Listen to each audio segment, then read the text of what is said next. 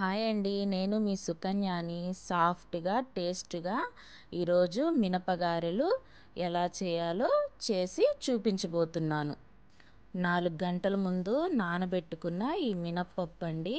నేనైతే ఎప్పుడు కూడా మినప్పప్పునే తీసుకుంటాను. మినపగుళ్ళుతో గారెలు చేయను.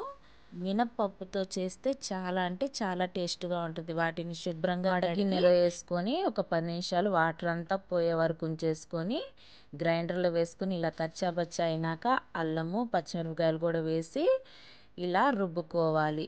దీన్నంతా ఒక గిన్నెలోకి తీసుకుందాం. దీనిలోనే కొద్దిగా కొత్తిమీర, కొద్దిగా కరివేపాకు, కట్ చేసిన ఒక ఉల్లిపాయ, 2 పచ్చిమిరపకాయలు వేసుకోవాలి. రుచికి సరిపడా సాల్ట్ కూడా వేసేసుకొని మొత్తం ఇలా కలిపేసుకొని స్టవ్ ఆన్ చేసుకొని ఒక బాండీ పెట్టుకొని దానిలో ఆయిల్ వేసుకొని వేడి చేసుకొని ఇలా ఉండలాగా చేసుకొని ఇలా గారె చేసుకోవాలండి.